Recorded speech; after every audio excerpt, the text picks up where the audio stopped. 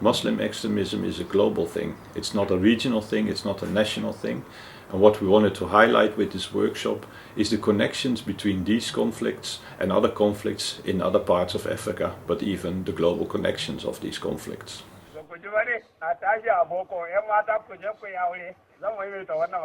In the case of Boko Haram, it was easy to see that it's only when you had an extension of the external connections that Boko Haram as a movement transformed from being a local insurgent movement to becoming a terrorist group.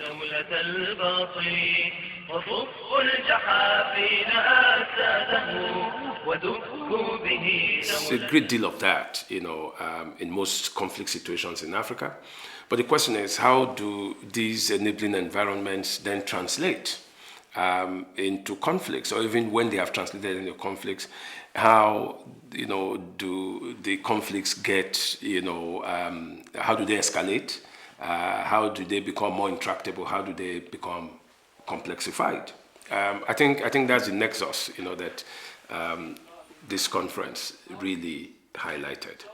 Well, African Studies Center has a tradition of looking at the regional dimensions of conflict. Already in the 1990s, we started to look at the connections between a number of conflicts in Western Africa.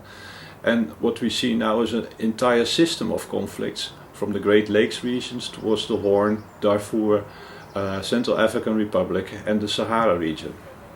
Borders are fluid and are not the definitive matters. What really counts is understanding local dynamics, which transcend borders, which have a regional impact. It's an extension of what we started working on, namely the conflict mobility, framework.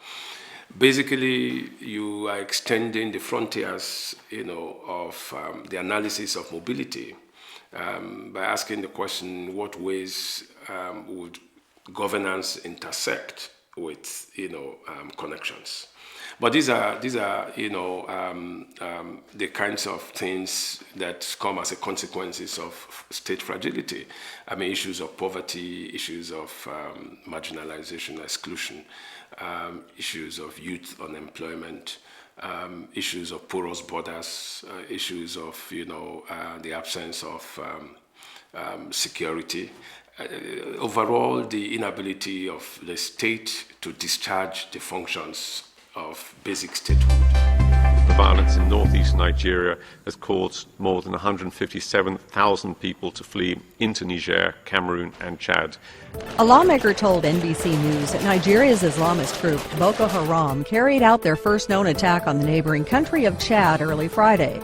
How does Chad, become so entangled in Boko Haram? How does Cameroon become entangled?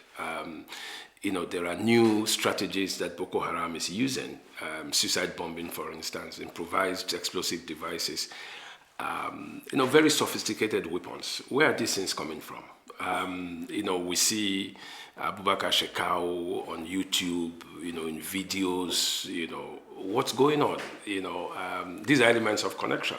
And, the intriguing part of Boko Haram is its geopolitics. It's in an isolated forest in Sambisa, and yet it is in touch with the world. These conflicts have a way of spreading across regions. What is the context of this spread? So I think it's a whole new vista, theoretical vista, conceptual vista that has been opened and makes analysis a little more robust. So therefore, we need to come to a situation where we are, with a number of experts, sit together and develop new theory. Theory about governance, theory about conflict, and theory about connections.